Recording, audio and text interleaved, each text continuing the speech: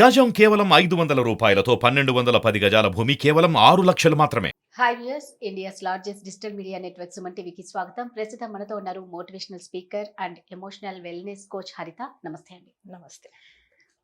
హరిత, ఇప్పుడు మామూలుగా మనం సక్సెస్, ఫెయిల్ ఈ రెండు బాగా వింటూ ఉంటాం. ప్రతి ఒక్క మనిషిలో ఈ రెండు ఖచ్చితంగా ఉంటాయి. అయితే అది మనం తీసుకోవడంలోనే ఉంటుంది ఏదైనా అని అంటారు. సో సక్సెస్ని, ఫెయిల్యూర్ని ఎలా తీసుకోవాలి అంటారు?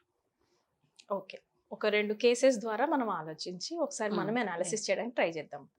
ఒక ఇంట్లో కొంచెం డల్గా చదవని ఇష్టం లేని పిల్లాడు ఏదో 10th పాస్ అవ్వరా చాలు, నీకు ఇది చాలులే అని అంటున్న పేరెంట్స్ చూసుకుందాం.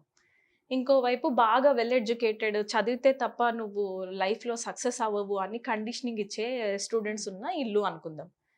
ఇప్పుడు ఈ 10th క్లాస్ బాబు 35 మార్క్స్ తెచ్చుకున్నాడు ఎగ్జామ్స్ తర్వాత. ఇది సక్సెస్ అంటామా, ఫెయిల్యూర్ అంటామా?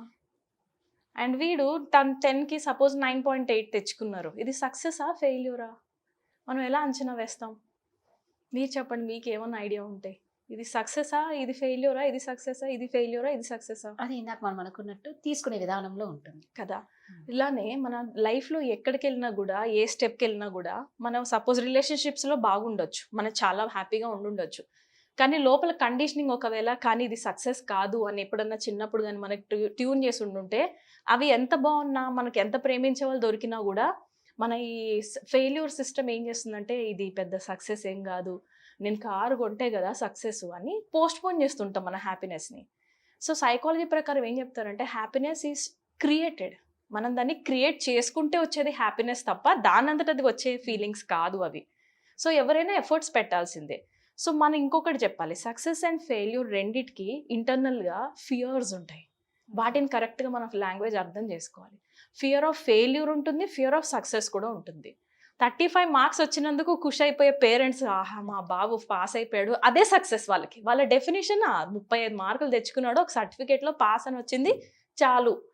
ఇక్కడ ఎంత కష్టపడి పొద్దున్న తెల్లవారుజామున లేసి ఎంత కష్టపడి 9.8 తెచ్చినా కూడా, బికాస్ పక్కన వాళ్ళకి 10 పాయింట్స్ వచ్చాయి లేదా 9.9 వచ్చాయి, నీకు 9.8 వచ్చింది అనే పేరెంట్స్ ఉండటం వల్ల వాళ్ళు అది ఫెయిల్యూర్గా తీసుకుంటారు. సో మనం ఉండే వాతావరణంలో మన పేరెంటింగ్ స్టైల్ ఎలా ఉంది, మన చుట్టుపక్కల వాళ్ళు ఎలా ఉన్నారు, చుట్టాలు, మన టీచర్స్ మనకి ఏం చెప్తున్నారు, ఈ ఇన్ఫర్మేషన్ అంతా కూడా ఇందులో ఉంటుంది. సో సక్సెస్ అంటే ఏంటి, ఫెయిల్యూర్ అంటే ఏంటి, అది కరెక్ట్గా మనం దాన్ని డిఫైన్ చేయకపోతే ఏ స్టేజ్కి వెళ్ళినా సరే, ఆ ఏజ్ ఎంత వెళ్ళినా సరే, మనం సపోజ్ లైఫ్ అంతా కష్టపడి ఒక బిల్డింగ్ కొనుక్కున్నాము, ఇంత రెంట్కి ఇచ్చేలా చేసాము, 2 ఎకరాలు కొన్నాము, అయినా కానీ మనకు సక్సెస్ ఉన్నట్టు అనిపించదు. చూసావు, వాళ్ళు మాత్రం 5 కార్లు మెయింటైన్ చేస్తున్నారు, మా దగ్గర ఒకటే కారు ఉంది అని. అంటే మన సక్సెస్ డెఫినేషన్ ఏమి ఇచ్చుకుంటున్నాం, చాలా ఇంపార్టెంట్ ఇది. సో ఇక్కడ మనం కొంచెం అబ్జర్వ్ చేయాలి. చాలా మందిలో సక్సెస్, ఫియర్ ఆఫ్ సక్సెస్ కూడా ఉంటుంది. ఓన్లీ ఫెయిల్ అయిపోతామని అనుకుంటారు కదా, చాలా మందిలో ఫియర్ ఆఫ్ సక్సెస్ ఉంటుంది. నేను సక్సెస్ అయిపోతే నన్ను వీళ్ళు వదిలేస్తారేమో, నన్ను వేరే చోటికి పంపించేస్తారేమో అని కూడా ఉంటుంది. ఫియర్ ఆఫ్ ఫెయిల్యూర్ కూడా ఉంటుంది. యాక్చువల్గా చెప్పాలంటే సక్సెస్ అండ్ ఫెయిల్యూర్ కంటే వెనకాల ఈ ఫియర్స్ ఎక్కువ మాట్లాడుతూ ఉంటాయి. వీటి లాంగ్వేజే మనకి బయటకు వచ్చే అవుట్పుట్ ఎక్కువ. సో ఇప్పుడు ఇది చూడండి, మీకు ఇది చూస్తే ఏమనిపిస్తుంది? అంటే ఏమనిపిస్తుంది? ఈయన ఎవరు, లైక్ అంటే లైక్ ఎనీథింగ్. అని యాక్చువల్గా సైంటిస్ట్. ఎస్, ఈయన ఐన్స్టీన్ సైంటిస్ట్. సో ఈయన ఫస్ట్ స్కూల్కి, కాలేజెస్కి వెళ్ళినప్పుడు స్కూల్స్లో రిజెక్ట్ చేసి బయటికి పంపించారు. బికాజ్ ఆయనలో పొటెన్షియల్ లేదు, మీ ఆ బాబు చదువుకోవడానికి పనికిరాడు, వేరే ఎందులోనో పెట్టండి అనేసి. మదర్కి చాలా కోపం వచ్చింది. But she kept continuing. ఆమె మొత్తం వదిలిపెట్టి మరీ బాబు కోసం సాక్రిఫైస్ చేయటం, చదివించుకోవటం, తనే చేసుకోవటం లాంటిది. తర్వాత గ్రాడ్యుయేషన్ టైంలో కూడా కాలేజ్లో ఎంట్రన్స్ టెస్ట్ ఫెయిల్ అయ్యారు. కానీ ఆయన ఎంత పెద్ద scientist, equal to MC square formula. ఇప్పటికీ మనము ఆయన ఫార్ములాసే ఫాలో అవుతూ ఉంటాం. ఆయన బ్రెయిన్లో మనందరికీ లేనంత హై IQ ఉందని చెప్పి ఆ బ్రెయిన్ని కూడా చనిపోయాక స్టోర్ చేసి ల్యాబ్లో పెట్టుకున్నారంట. మరి ఆయన ఒకవేళ ఫెయిల్యూరే అనుకుందాం, బికాస్ ఫెయిల్ అయ్యాడు కదా ఎగ్జామ్స్లో. మనకు చెప్పే కండిషనింగ్ అదే కదా, ఎగ్జామ్స్లో ఫెయిల్, దెన్ లైఫ్లోనే ఫెయిల్ అన్నట్టు కండిషనింగ్ చేస్తాం. మరి ఈ లెక్కన చూసుకుంటే ఆయన ఎట్లా లైఫ్లో ఫెయిల్ అయినట్టేగా. మరి ఎలా మనం ఆయనని ఇంత రెస్పెక్ట్ ఇచ్చి ఆయన ఫాదర్ అంటున్నాము? ఇందులో సైన్స్ ఎవ్రీడే సైన్స్ టైంలో ఆయన సెలబ్రేషన్ లేకుండా ఉండదు ఆయన పేరు. మరి ఇది సక్సెసా, ఫెయిల్యూరా? ఇదంతా మన డెఫినేషన్లోనే ఉంటుంది. ఇంకొకటి చెప్తాను, రీసెంట్గా 10th క్లాస్ ఎగ్జామ్స్ వస్తున్నాయి కదా, వాళ్ళ కంప్లైంట్స్ ఎక్కువ వస్తున్నాయి స్టూడెంట్స్. మ్యామ్ ఎగ్జామ్ ఫియర్ వస్తుంది, మాకు భయం వేస్తుంది, మాకు ఎలా మార్క్స్ వస్తాయో అనేసి. ఈయన అందరికీ తెలుసు, రైట్, విరాట్ కోహ్లీ రీసెంట్గా ఆయన 10th క్లాస్ సర్టిఫికేట్ పెట్టారు మీడియాలో. ఇందులో చూపించారు ఏంటంటే ఆయనకి ఒక సబ్జెక్ట్లో 83, 75, 51, 32, 81 అండ్ 16 ఇలా వచ్చాయి ఆయనకు మార్క్స్. Sorry 83, 75, 51, 55, 81 and 74. ఒక సబ్జెక్ట్లో ఆయనకి 51 వచ్చాయి and that is mathematics. And it's okay. మ్యాథ్స్లో 51 వచ్చాయి, మిగతా అన్నిట్లో 80s వచ్చాయి. నా ఫోకస్ అంతా సపోజ్ 51 మీదే వెళ్ళి విరాట్ కోహ్లీ కానీ అయ్యో నేను చదువుకోవడానికి పనికి రావట్లేదు, నేను దేనికి పనికిరాను అని అనుకుని ఉండుంటే ఈరోజు మనం ఒక మంచి క్రికెటర్ని మిస్ అయ్యే వాళ్ళంగా. అంటే ఎగ్జామ్సే మనల్ని మొత్తం డిఫైన్ చేయకూడదు. That is part of our life. Exams అనండి, లేకపోతే స్మాల్ సక్సెసెస్ రేపు పొద్దున పెద్ద సక్సెస్కి దారి తీస్తాయి.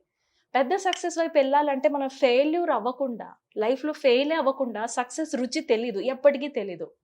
కాబట్టి పేరెంట్స్ కూడా కొంచెం ఏం చేయాలంటే కొంచెం ఫ్లెక్సిబుల్గా ఉండాలి.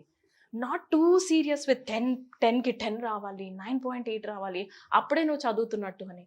నో, ఒక్కొక్కరి బ్రెయిన్ ఒక్కొక్కలా తయారై ఉంటుంది. కొంతమందికి ఒక లాంగ్వేజ్ ఎక్కువ టచ్ అవుతుంది, ఒక మందికి మ్యాథ్స్ ఎక్కువ నచ్చుతుంది, కొంతమందికి సైన్స్ నచ్చుతుంది. సో మనం ఎందుకు నీకు మ్యాథ్స్లో రాలేదని వీ కాంట్ క్వశ్చన్, ఎందుకంటే వాళ్ళ బ్రెయిన్స్ ఆల్రెడీ పుట్టేటప్పుడే ఒకలాగా ఫామ్ అయి ఉంటాయి. సో లైఫ్లో ఎప్పుడు కూడా సక్సెస్ అయ్యే వాళ్ళకి this doesn't matter 10th class marks వల్లనే మన లైఫ్ మొత్తం డిసైడ్ చేస్తుందంటే nothing. No, that's not real.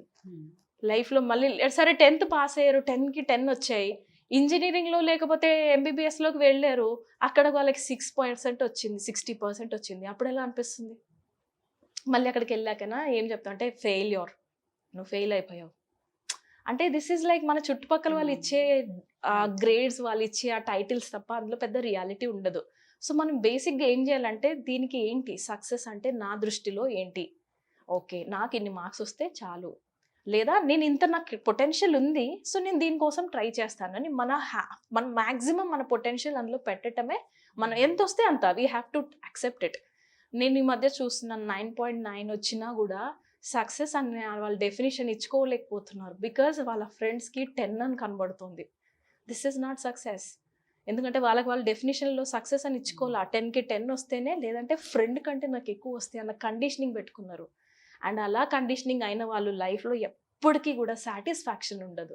మనకు లైఫ్లో కావాల్సిందే ఆ సాటిస్ఫాక్షన్, మనం బతికేదే ఆ సంతోషం కోసం.